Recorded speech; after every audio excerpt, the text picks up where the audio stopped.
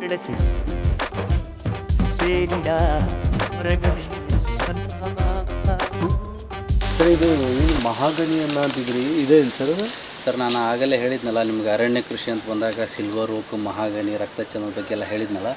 ಇದು mahogany sir ತುಂಬ ಸುತ್ತಾಡ್ಸೆ ಚೆನ್ನಾಗಿ ಬರ್ತದೆ ಮತ್ತು ಸ್ಟ್ರೇಟ್ ಹೋಗ್ತದೆ ಸರ್. ಇದನ್ನು ವಿಶೇಷವಾಗಿ ನಾನು ಪಶ್ಚಿಮ ದಿಕ್ಕಿಗೆ ಮಾತ್ರ ಮಾಡಿದೆ. ನೀವು ಇದೆಲ್ಲ ನೋಡ್ಬೋದು ಸರ್. ಪಶ್ಚಿಮ ದಿಕ್ಕಿಗೆ ಯಾಕೆ ಮಾಡಿದ್ದೇನೆ ಅಂತ ಹೇಳಿದರೆ ನಮ್ಮ ಅಡಿಕೆ ಗಿಡಗಳದ ನೇಚರ್ ಏನಿದೆ ಅಂದರೆ ಸಾಯಂಕಾಲದ ಇಳಿ ಬಿಸಿಲಿಂದ ಇಫೆಕ್ಟ್ ಆಗೋದ್ರ ಸಂಬಂಧ ಪಶ್ಚಿಮ ದಿಕ್ಕಿಗೆ ಇದನ್ನು 5 ಫೂಟಿಗೆ ಒಂದೊಂದು ತೆಂಗು ಮಹಾಗನಿ ಹಲಸು ತೆಂಗು ಮಹಾಗನಿ ಹಲಸು ಅಂತೇಳಿ ಸರ್ ಪೂರ ಬಾರ್ಡ್ರಿಗೆ ಕೊಟ್ಟಿದ್ದಾನೆ. ಇದು 5 ವರ್ಷದ ಗಿಡ ಸರ್. ಯಾವ ಥರ ಇದೆ ನೋಡ್ರಿ, ಸ್ಟ್ರೇಟ್ ಆಗಿ ಹೋಗ್ತದೆ ಸರ್. ಇದು ಎಲ್ಲಿಂದ ಖರೀದಿ ಮಾಡೋದು ಸರ್? ಇದು ಅರಣ್ಯ ಇಲಾಖೆದ ನರ್ಸರಿ ಒಳಗೆಲ್ಲ ಸಿಗ್ತದೆ ಸರ್. ಆಮೇಲೆ ಖಾಸಗಿ ನರ್ಸರಿ ಒಳಗೂ ಸಿಗ್ತದೆ. ಇದಕ್ಕೂ ಉತ್ತಮ ಬೆಲೆನೂ ಇದೆ ಸರ್. ಇದನ್ನು ಹಡಗು ಕಟ್ಟಲಿಕ್ಕೆ ಹಲಿಗೆಗಳ ತಯಾರು ಮಾಡ್ಲಿಕ್ಕೆ ಹೋಗ್ತಾರೆ ಸರ್. ಅಂದ್ರೆ ಇದ್ರದ್ದು ಏನು ವಿಶೇಷ ಅಂದರೆ ಎಷ್ಟು ನೀರೊಳಗೆ ಇದು ಇರ್ತದೆ ಅಷ್ಟು ಇದ್ರದ್ದು ಗಡಸುತನ ಜಾಸ್ತಿ ಆಗ್ತದೆ, ನೀರೊಳಗೆ ಇದ್ದಷ್ಟು. ಹಾಗಾಗಿ ಹಡಗುಗಳು ಯಾವಾಗಲೂ ನೀರೊಳಗೆ ಇರೋದರಿಂದ ಹಡಗು ಕಟ್ಟಲಿಕ್ಕೆ ಹಲಿಗೆಗಳ ತಯಾರು ಮಾಡಲಿಕ್ಕೆ ಇದು ತುಂಬ ಬೆಲೆ ಬಾಳುವಂಥ ಮಹಾಗನಿ ಮರದ ಬೆಲೆ ಇದೆ ಸರ್. ಉತ್ತಮವಾದಂತಹ ಒಂದು ಇದು ಬೆಲೆನೂ ಇದೆ ಸರ್. ನಾವು ಕಡಿತೇವೆ ಮಾರಾಟ ಮಾಡುವಂಥ ಉದ್ದೇಶ ಅಂತೂ ಏನಿಲ್ಲ, ಆದರೆ ನಮಗೆ ಸಾಯಂಕಾಲದ ದಿಕ್ಕಿನ ಬಿಸಿಲನ್ನು ತಡೆಯೋದಕ್ಕೋಸ್ಕರ ಆಮೇಲೆ ಪ್ರಾಣಿ ಬಾರ್ಡರ್ ಆಗಿತ್ತು ಸರ್. ಭಾರಿ ಚೆನ್ನಾಗಿ ಬಂದದ್ದು ನೋಡ್ಬೇಕು ಸರ್. ನೀವು ಆ ಏರಿಯಾ ನೋಡ್ರಿ. ಇದು ಒಟ್ಟಾರೆ ಪಶ್ಚಿಮ ದಿಕ್ಕಿಗೆ ಅಂದರೆ ಒಂದು 2 ಎಕರೆ ಆಗ್ಬೋದಾ ಸರ್ ಇದು? 2 ಎಕರೆನಾ ಸರ್? ಇಲ್ಲ, ಇದು ಟೋಟಲ್ ಇದು 50 ಎಕರೆ ಏನು ಉಂಟಲ್ಲ, ಈ 50 ಎಕರೆ ಪ್ಲಾಟಿಗೆ ಪಶ್ಚಿಮ ದಿಕ್ಕಿ ಪೂರ ಇದಾದೆ. ಪಶ್ಚಿಮ ದಿಕ್ಕು ಒಂದು ಜಾಸ್ತಿ ಆಗುತ್ತೆ, 20-25 ಎಕರೆ ಬಾರ್ಡ್ರಿಗೆ ಅಷ್ಟೇ ಇದೆ ಅಲ್ಲ. ಈಗ ನಿಮ್ಗೆ ಪೂರ್ವ ದಿಕ್ಕಿಗೆ ಕರ್ಕೊಂಡು ಹೋಗ್ತೇನೆ. ಅಲ್ಲೇ ಗೇರು ಹೇಳಿದ್ನಲ್ಲ, ಮಹಾರಾಷ್ಟ್ರ ಬೆಂಗಳೂರು ಲಿಂಬು ಗೇರು ಕರಿಬೇವು ಅಲ್ಲಿ ತೋರಿಸ್ತೇನೆ. ಇದು ಪಶ್ಚಿಮ ದಿಕ್ಕಿನ ಇದು ಅಲ್ಲಿ ಪಶ್ಚಿಮ ದಿಕ್ಕೆ ತೋರಿಸಿದ್ರಿ. ಇದು ಪೂರ್ವ ದಿಕ್ಕು.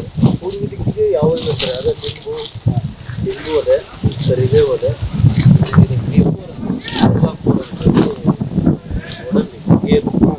ವಿಶೇಷ ಹಣ್ಣು ತುಂಬ ಚಿಕ್ಕದಿರ್ತದೆ. ಬೀಜ ಸರ 2.5-3 ಇಂಚ್ ಇರ್ತದೆ. ಒಳ್ಳೆ ರೇಟ್ ಇದೆ ಸರ್.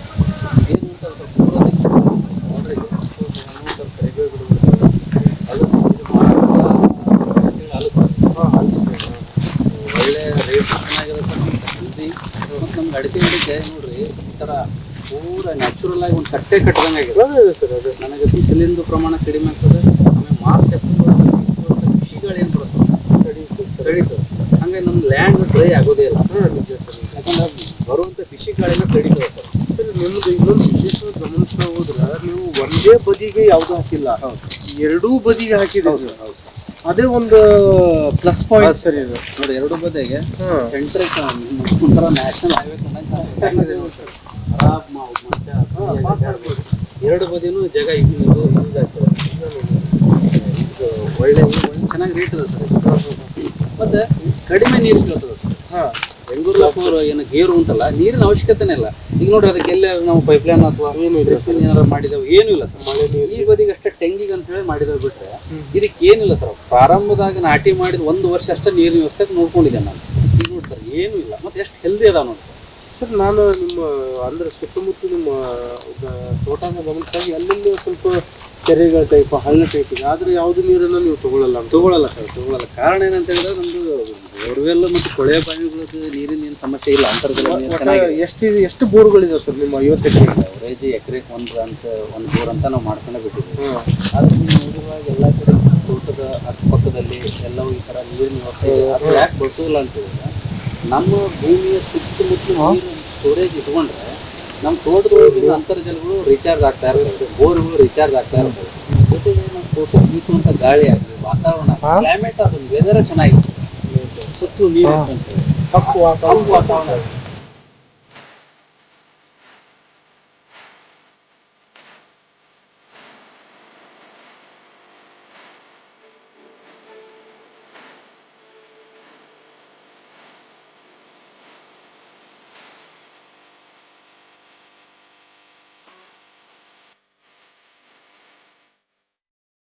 ಸರ್ ಇದು ನಿಮ್ಗೆ ಅಡಿಕೆ ಕಣ ಆಯ್ತು ಸರ್? ಇದು ಅಡಿಕೆ ಕಣ ಸರ್. ಎಷ್ಟು ಎಕರೆ ಐತೆ ಸರ್ ಇದು? ಇದು ಅಡಿಕೆ ಕಣ 3 ಎಕರೆ ಐತೆ ಸರ್. ಹೆಂಗೆ ಇದು ಪ್ರೊಸೆಸ್ ಏನು ಮಾಡ್ತೀರಿ ಸರ್? ಸರ್ ನೀವು ಆಗಲೇ ಒಂದು ಕೇಳಿದ್ರೆ ಅಡಿಕೆ ಒಳಗೆ ಗಿಡಗಳು ಎಷ್ಟು? ಹೌದು ಸರ್. ಹೌದು. ಅಡಿಕೆ ಸಸಿ ಒಳಗೆ ನಾನು ಹೇಳಿದೆ ಅಲ್ಲ ಸರ್, ಮಂಗಳ, ಶ್ರೀಮಂಗಳ, ಸ್ವರ್ಣಮಂಗಳ ಅಂತೇಳಿ ಅದು ಜಾತಿಗಳಾಯ್ತರ ಸರ. ಈಗ ಅಡಿಕೆ ಇದ್ದಿರೋ ಅಡಿಕೆ ಒಳಗೆ ಸರ, ಅಡಿಕೆ ಮರದೊಳಗೆ ಹಿಡಿಯುವಾಗ ಗಿಡದೊಳಗೆ ಹಸಿ ಇರ್ತದೆ ಸರ್. ಹಸಿ ಇದ್ದಾಗ ನಾವು ಅದನ್ನು ಹರಿದು ಅಲ್ಲೇ ಸುಲಿಯೋದು ನೋಡ್ರಿ ಸರ್. ಅದನ್ನು ಸುಲಿಯೋದು ಕುಚ್ಚೇನು ಒಣ ಆಗ್ತದಲ್ಲ ಸರ್, ಅದು ರಾಶಿ ಆಗ್ತದೆ. ರಾಶಿ ಅಡಿಕೆ ಆಗುತ್ತೆ. ಪ್ರೊಸೆಸಿಂಗ್ ಈ ವರ್ಷ ಏನಾದರೂ ಸ್ವಲ್ಪ ಮಳೆ ಜಾಸ್ತಿಯಾಗಿ ಹರಿಯೋದೇನಾದ್ರು ಲೇಟ್ ಆಗಿದ್ರೆ ಗಿಡದೊಳಗೆ ಹಣ್ಣು ಆಗ್ತದೆ ಸರ್.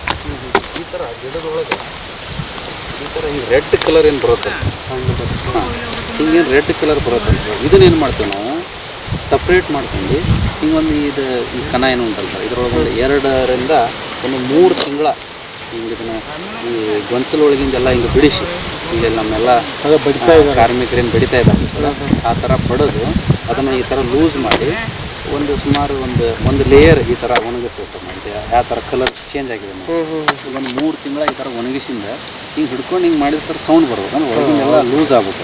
ಅವಾಗ ಇದ್ರದ್ದು ಸಪ್ರೇಟ್ ಮಷಿನ್ ಅದ, ಮಷಿನ್ ಹಾಕಿ ಸೀದಾ ಡೈರೆಕ್ಟ್ ಚೀಲ ತುಂಬೋದು. ಇದು ಚಾಲಿ ಆಗ್ತದೆ ಸರ್.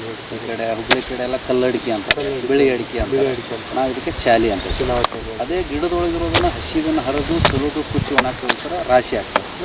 ಡಿಫ್ರೆನ್ಸ್ ಒಳಗೆ ಪ್ರೈಸ್ ಒಳಗೆ ಸ್ವಲ್ಪ ಡಿಫ್ರೆನ್ಸ್ ಏನಂತ ಹೇಳಿ ಸರ್, ರಾಶಿಗೂ ಇದಕ್ಕೂ ಒಂದು 10ರಿಂದ 15,000 ರೂಪಾಯಿ ಇದಕ್ಕೆ ಕಡಿಮೆ ಆಗ್ತದೆ, ಒಂದು 10,000 ಮಟ್ಟ. ಕಾರಣ ಇಷ್ಟ ಸರ, ಅದ್ರದ್ದು ಕ್ವಾಲಿಟಿ, ಕಲರ್, ಅದು ರೇಂಜ ಬೇರೆ ಆಗ್ತದೆ.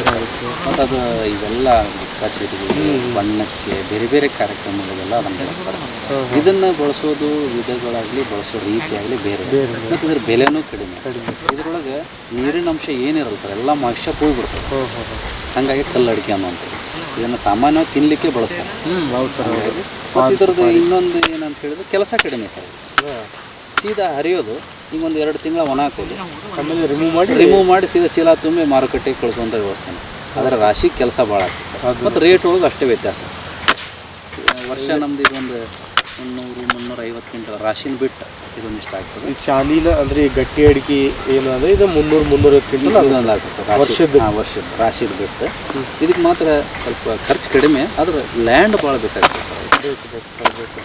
ಇದಿಷ್ಟು ಪೂರ್ತಿ ಇಲ್ಲಿ ಕಾಣ್ತಾ ಇರೋದಿಲ್ಲ ಈ ಅಡಿಕೆ ಒಣಗಿ ಸರ್, ಇದು ಸಾಲಂಗಿಲ್ಲ. ಇದನ್ನು ಬಿಟ್ಟು ಮತ್ತು ಎಕ್ಸ್ಟ್ರಾ ಮತ್ತು ಎಲ್ಲರೂ ಹಿತ್ತಲೊಳಗೆ ಹಂಚಿನ ಮ್ಯಾಗ ಈ ಥರ ಹಾಕಲೇಬೇಕಾಗ್ತದೆ. ಈಗ ನಾವು ಹುಲಿ ಹೊಣದಿಂದ ಏನು ಬಂದಿಲ್ಲ, ಅಲ್ಲೊಂದು 2 ಎಕರೆ ಯೂನಿಟ್ ಮಾಡ್ತಾ ಇದ್ದೀನಿ ಸರ್.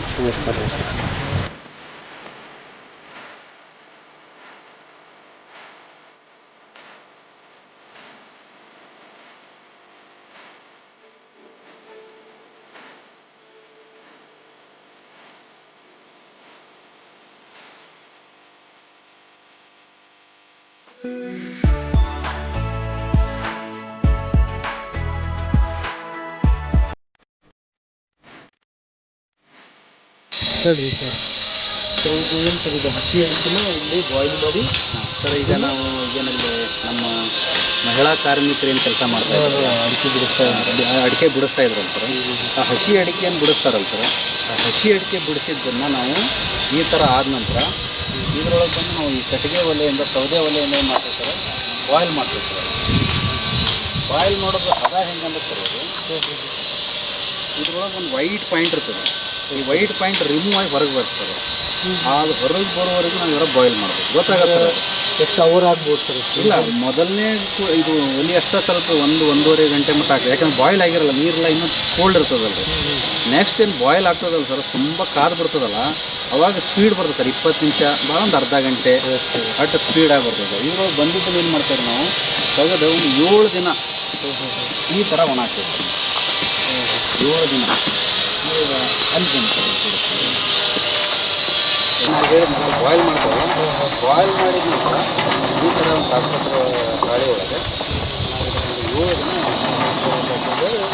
ಈ ಕಲರ್ ಬರುತ್ತೆ. ಅದು ಕಲರ್ ಬರುತ್ತೆ. ನೀವು ನೋಡೋಕೆ ಈ ಥರ ವೈಟ್ ಇರ್ತಾರೆ. ನಾವು ಬಿಸಿಲು ಕಾಯ್ತದೆ, ಮತ್ತು ಸಾಯಂಕಾಲದ ರಾತ್ರಿ ಮುಂದೆ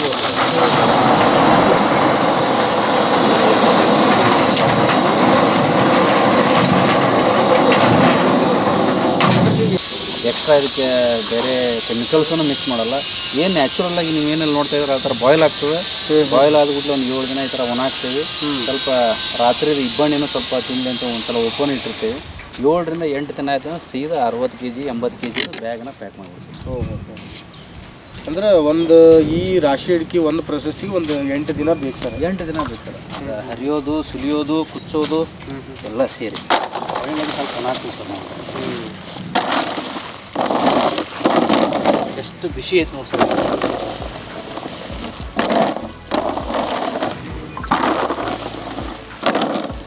ಈ ಥರ ಇದು 7 ದಿನ 6 ದಿನ ಹೆಂಗೆ ಲೇಟ್ ಆಗತ್ತೆ ಸರ್. ಈ ಕಲರ್ ಇದು ವಜನ ಬರುತ್ತೆ ಸರ್ ವಜನ. ಚಾಲಿ ಅಡಿಕೆಗಿಂತ ಕಲ್ಲು ಅಡಿಕೆಗಿಂತ ಸ್ವಲ್ಪ ತೂಕ ಕಡಿಮೆ ಬರ್ತದೆ ಸರ್. ಇದು 2 ದಿನದ ಇದೆ, ಆದರೆ ಕ್ವಾಲಿಟಿ ಬರುತ್ತೆ ಸರ್. ಇದನ್ನು ಮಾಯ್ಶ್ಚರ್ ಐತೆ ಸರ್, ಹಸಿ ಐತಿ ಇದು. 2 ದಿನದ ಐತಿ. 7 ದಿನ 8 ದಿನದ ಆಗ್ಬಿಟ್ರಿ. ಅಂದ್ರೆ ಇದು 2 ಥರ ಅಂತಂದ್ರೆ ಯಾವ ಥರ ಸರ್ ಇದು? ಅದು ಅಲ್ಲಿ ನೋಡಿದ್ರೆ ಸರ್ ಚಾಲಿ ಇದು ರಾಶಿ. ಎರಡೇ ನಾವು ಮಾಡೋದು ಎರಡು. ಇದ್ರಾಗ ಇನ್ನೊಂದು ಹಾಲು ಅಡಿಕೆ ಅಂತ ಮಾಡ್ತಾರೆ ಸರ್. ಹಾಲು ಅಡಿಕೆ ಅಂದ್ರೆ ಆಗಸ್ಟ್ ಟೈಮ್ ಒಳಗೆ ಅಡಿಕೆ ಹರಿಯೋದು. ನಾವೆಲ್ಲ ನವಂಬರ್ದಾಗ ಹರಿತಾ ಇದ್ದೇವೆ ಸರ್. ಆಗಸ್ಟ್ ಒಳಗೆ ಹಸಿ ಅಡಿಕೆನ ಹರಿದು ಅದನ್ನು ಸುಲಿಯೋದು ಕುಚ್ಚಿನ ಸರ್ ಈಟ್ ಆಗ್ತದೆ. ಒಣ ದ್ರಾಕ್ಷಿ ನಾನು ನೋಡಿದ್ದೀನಿ. ಇದು ಹಾಲಡಿಕೆ ಒಳಗೆ ಲೇಯರ್ನ ಸ್ಮಾಲ್ ಲೇಯರ್ ಕಟ್ ಮಾಡ್ತಾರಲ್ಲ, ಅದು ಶಾಲಿ ಅಡಿಕೆ ಒಳಗೆಲ್ಲ ಮಾಡ್ತಾರೆ. ಇಲ್ಲ ಪಾನ್ ಶಾಪ್ ಒಳಗಡೆ ಬಳಸ್ತಾರೆ.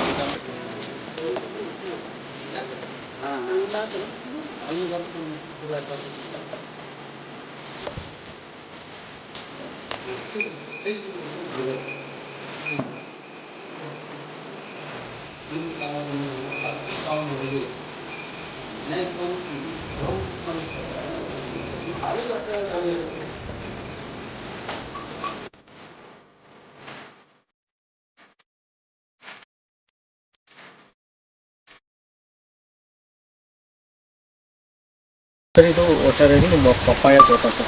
ಎಷ್ಟು ಎಕರೆ ಒಳಗಿದೆ ಸರ್ ಇದು? ಸರ್ ಇದು ಒಟ್ಟು ಒಂದು 5,000 ಸಸಿ ಮಾಡಿದ್ದೇವೆ ಸರ್ ನಾವು. 5,000 ಸಸಿ. ಎಕರೆ ವಾರ ಹೇಳಂಗಿಲ್ಲ ಸರ್, ಯಾಕಂದ್ರೆ ರಸ್ತೆಗೆ ಅಂತೇಳಿ ಭಾಳ ಲ್ಯಾಂಡ್ ವೇಸ್ಟ್ ಆಗಿಬಿಡ್ತದೆ. ಹಂಗಾಗಿ ಸಸಿ ಲೆಕ್ಕ ಹೇಳ್ತೀವಿ ಸರ್. ಒಂದು 5,000 ಸಸಿ ಇದೆ ಸರ್. 5,000 ಸಸಿ ಅಂದರೆ ಎಷ್ಟು ತಿಂಗಳಿಗೆ ಬರುತ್ತೆ ಸರ್ ಇದು ಫಲ? ಸರ್ ಇದು ಸಸಿ ಹಚ್ಚಿ 7ನೇ ತಿಂಗಳಿಗೆ ಅಂದ್ರೆ ಹಾರ್ವೆಸ್ಟಿಂಗ್ ಸ್ಟಾರ್ಟ್ ಆಗ್ತದೆ. ಮುಂದೆ 7 ತಿಂಗಳ 14ರಿಂದ 15 ತಿಂಗಳ ಒಂದು ಕ್ರಾಪ್ ಮುಗಿತದೆ. ಇಟ್ಕೋಬೋದು ಸರ್, ಜಾಸ್ತಿ ಇಟ್ಕೋಬೋದು. ಆದರೆ ಏನಾಗ್ತದೆ, ನಮ್ಮ ಅಡಿಕೆ ಗಿಡಕ್ಕೆ ಓವರ್ಟೇಕ್ ಮಾಡ್ತದೆ. ಸಣ್ಣ ಸಸಿಗಳು ಅಡಿಕೆ ಗಿಡ ಸಣ್ಣ ಅಡಿಕೆ ಆಗಿರೋದ್ರಿಂದ ಅವಕ್ಕೆ ಗಾಳಿ ಮತ್ತು ಬೆಳಕಿನ ತೊಂದರೆ ಆಗ್ತದೆ ಅಂತೇಳಿ ನಾವೇನು ಮಾಡ್ತೀವಿ, ಒಂದು ಹಾರ್ವೆಸ್ಟ್ ಆಗಿಬಿಟ್ಟೆ ತೆಗೆದುಬಿಡ್ತೇವೆ ಸರ್. ಸರ್ ಅಂದ್ರೆ ಇದ್ರೊಳಗೂ ಪಪ್ಪಾಯ ಒಳಗೆ ಎಷ್ಟು ತಳಿ ಇದಾವೆ ಸರ್? ಸರ್ ನಮಗೆ ಗೊತ್ತಿರೋ ಒಂದು ಪಪ್ಪಾಯ ಒಳಗೆ ಒಂದು 3 ತಳಿ ಇದಾವೆ ಸರ್. 3 ತಳಿ. 15 ಅಂತೇಳಿ, ನಂಬರ್ 15 ಅಂತ ಇರ್ತಾರೆ. ಆಮೇಲೆ ಇನ್ನೊಂದು ವೆಲ್ಕಮ್ ಅಂತದೆ. 3ನೇದು ತೈವಾನ್ ರೆಡ್ ಲೇಡಿ 786 ಅಂತೇಳಿ. ಇದು ತೈವಾನ್ ರೆಡ್ ಲೇಡಿ 786 ಸರ್. ಇದು ನಾವು ಮಾಡೋದು ಸ್ವೀಟ್ ಜಾಸ್ತಿ. ಇದು ಸ್ವೀಟ್ ಜಾಸ್ತಿ ಸರ್, ಕ್ವಾಲಿಟಿ ಜಾಸ್ತಿ ಬರ್ತದೆ. ಕ್ವಾಂಟಿಟಿ ಸರ್ 7 kg ಬರ್ತದೆ. ಆಮೇಲೆ ವಿದೇಶಗಳಿಗೆ ರಫ್ತಾಗಲಿಕ್ಕೆ ಸಮಯ ಎಷ್ಟು ಆದರೂ ತಡ್ಕೊಳ್ಳುವಂಥದ್ದು. ಮತ್ತು ರೋಗ ರುಜಿನಗಳು ಸ್ವಲ್ಪ ಕಡಿಮೆ ಸರ್ ಇದು. ಕಡಿಮೆ.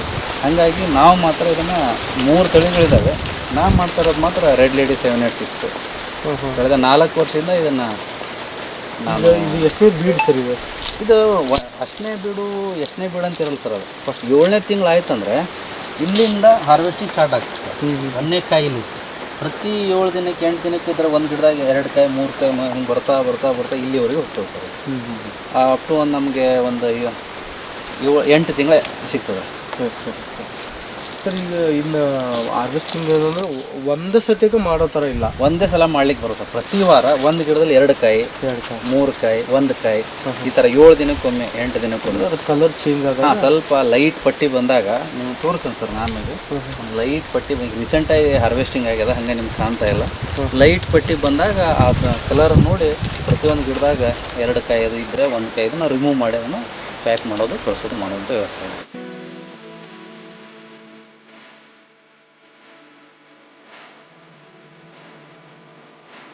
ಸರ್ ಒಟ್ಟಾರೆಯಾಗಿ ಪೂರ್ತಿ ನಿಮ್ಮ ಏನು ತೋಟ ಗದ್ದೆ ಏನೈತಿ ಎಲ್ಲಾದರೂ ಪರಿಚಯ ಮಾಡಿಕೊಟ್ರಿ. ಸವಿಸ್ತಾರವಾಗಿ ಸಾವಯವ ಕೃಷಿ ಎಲ್ಲ ನೀವು ಏನೇನು ಯಾವ ಥರ ಕೃಷಿ ಮಾಡಿದ್ರೆ ಎಲ್ಲ ಹೇಳ್ಕೊಟ್ಟಿರಿ ಸರ್. ಈಗ ನಿಮ್ಗೊಂದು PSI ಆಗಿ ಪೊಲೀಸ್ ಅಧಿಕಾರಿ ಆಗ್ಬೇಕಂತ ಆಸೆ ಇತ್ತು, ಆದರೆ ಈಗ ಇಡೀ ಜಗತ್ತು ನಿಮ್ಮನ್ನು ತಿರುಗಿ ನೋಡುವಂಥ ಕೆಲಸ ಮಾಡಂತೀರಿ. ಆಮೇಲೆ ಎಲ್ಲರೂ ಹೆಮ್ಮೆ ಪಡುವಂಥ ಕೆಲಸ ಮಾಡ್ತಾಯಿದ್ದೀರಿ. ಒಬ್ಬ ಹೆಮ್ಮೆಯ ಸಾಧಕ ಆಗಿದ್ದೀರಿ. ಎಷ್ಟು ತೃಪ್ತಿ ಐತೆ ಸರ್ ನಿಮಗೀಗ? ಇಲ್ಲ ಸರ್, ನಾವು ಮಾಡಿದ್ದು ಇನ್ನೂ ಮಾಡೋದು ಭಾಳ ಅದೆ. ಇನ್ನು ನಾವೇನು ಮಾಡಲಿಲ್ಲ. ಆದರೆ ಸರ್ ಕೃಷಿ ಅನ್ನುವಂಥದ್ದು ನೆಗ್ಲೆಕ್ಟ್ ಮಾಡುವಂಥ ಕ್ಷೇತ್ರ ಅಲ್ಲ. ಇದರೊಳಗೆ ಏನನ್ನೂ ಮಾಡೋಕ್ಕೆ ಆಗೋದಿಲ್ಲ ಅನ್ನುವಂತಹ ಕೀಳಿರಮೆ ಅಂತ ಏನೋ ಬೇಡ. ಇದರೊಳಗೂ ಏನು ಬೇಕಾದನ್ನು ಸಾಧನೆ ಮಾಡ್ಬೋದು. ಸಾಧನೆ ಅಂತ ಏನಲ್ಲ, ಇದು ವಾಸ್ತವನೇ ಇದೆ. ಎಲ್ಲರ ಕೃಷಿ ಬದುಕು ಹೀಗೆ ಇರ್ತದೆ. ಆದರೆ ಇಚ್ಛಾಶಕ್ತಿ ಬೇಕಾಗ್ತದೆ ಮತ್ತು ಒಂದು ಡೆಡಿಕೇಶನ್ ಮತ್ತು ಇದಕ್ಕೆ ಇಂಟ್ರೆಸ್ಟ್ ಬೇಕು ಸರ್.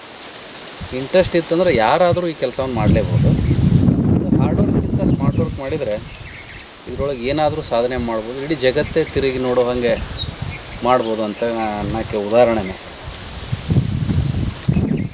ನೋಡಿದ್ರಲ್ಲ ವೀಕ್ಷಕರೇ, ಹೆಸರಿಗೆ ತಕ್ಕಂತಹ ಪ್ರಶಸ್ತಿಯನ್ನು ಪಡೆದಂತಹ ಬಸವರಾಜ ನಡುವಿನಮನಿಯವರ ಸುದೀರ್ಘವಾದಂತಹ ಈ ಕೃಷಿ ಪಯಣವನ್ನು ನೀವೆಲ್ಲರೂ ಎಂಜಾಯ್ ಮಾಡ್ತೀರಾ ಅಂತ ಅಂದ್ಕೊಂಡಿದ್ದೀನಿ. ಇವರ ನಮ್ಮ ಮತ್ತು ಭೇಟಿ ನಮ್ಮ ಯೂನಿವರ್ಸಲ್ ಸ್ಟುಡಿಯೋದಲ್ಲಿ ಮುಂದುವರಿದಿದೆ.